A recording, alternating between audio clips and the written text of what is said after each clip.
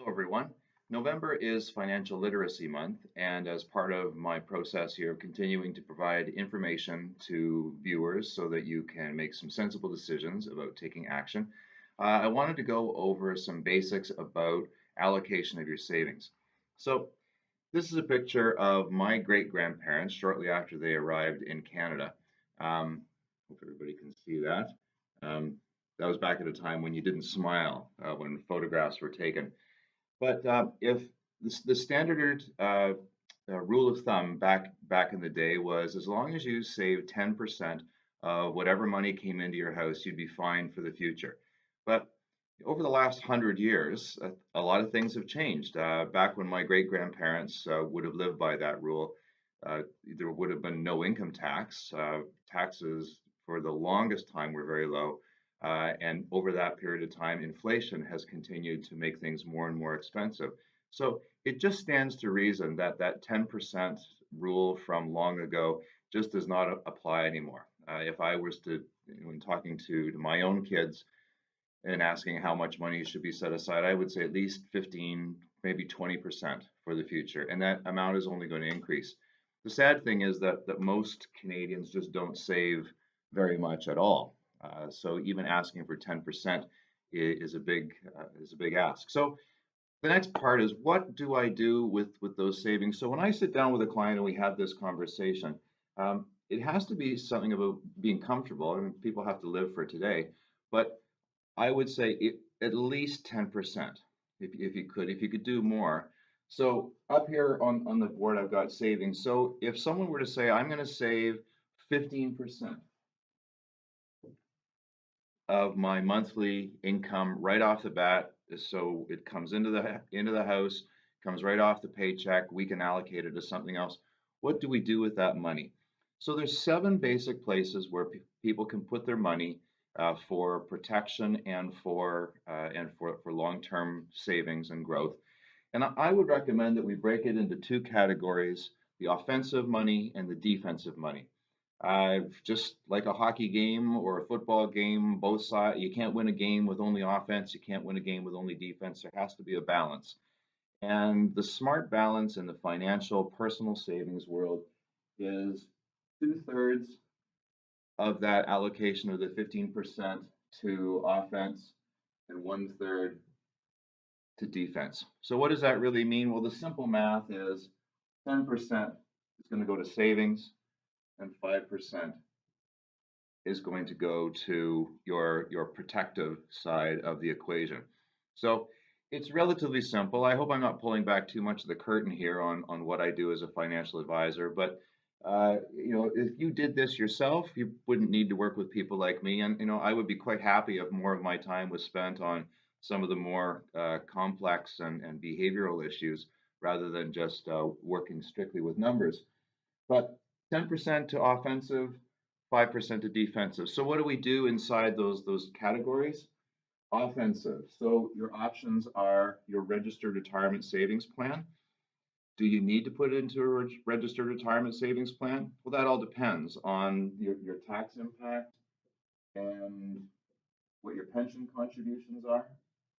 It may be something that you don't have to do, or maybe you're in a low enough marginal tax bracket right now that it doesn't make sense to put in a tax-free savings account.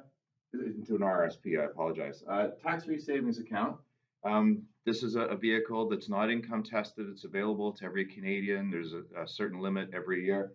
But the nice thing is that there's no tax on withdrawal. So that's also a smart place to put some of your money for both liquidity means and for growth means.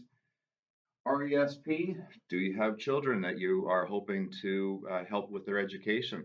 The great thing about the RESP not only is the tax protection and sheltering there on the growth, but you also get the 20% matching grant from the government. And if you live in British Columbia when a child turns 6, there's a $1,200 one-time grant that's available there too. This is short form for other. And when I say other, I just mean other investments that don't have a particular tax protection or structure. Some of it can just be a regular bank account where you have your emergency savings. Some of this can be real estate, other things like artwork and other investments that don't necessarily have a tax treatment. So those four areas are where you can start to put some of that 10% if we're talking about that 10% of the 15%. On the on the defensive side, basically three areas, and certainly they're all important. Although the most significant, if you have anyone depending on you, is your life insurance. So that is a tax-free benefit that's provided to a beneficiary in the event that you die. So if you are planning to live for a long period of time and contribute to your household, if you were to die, I would imagine that there would be a significant impact to your family finances. The nice thing about life insurance is if you're in good health, life insurance is relatively inexpensive. Most people are surprised at how cheap it can be. Critical illness, that's a tax-free benefit that comes to you if you're diagnosed with cancer, heart disease, stroke, or any of 23 different conditions. Has a little bit of a um, savings aspect because and we add a return of premium to it. If you don't get sick by age 65, you get all that money back again. So I often propose critical illness as just another savings vehicle that has an insurance benefit if you do get sick or become significantly injured. Disability, that is the type of insurance that you would hold, which would then replace your income if you're unable to work for a period of time. If you're The statistics are that 1 in 3 Canadians are going to become disabled for a period of longer than 3 years. So if you don't have your own disability insurance, or if your disability insurance through your group benefits plan only covers you for 2 years of disability, that may be an area where you might want to allocate some of that 5%. But I normally say 1, 2, 3 in terms of priority if you have a limited budget. The final one, and it's a little bit complexer here, but is permanent insurance.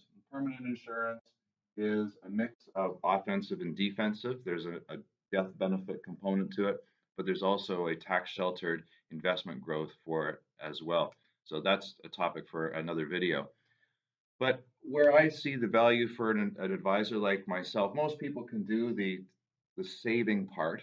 Most banks will set you up with tools that will allow you to just take money off the top.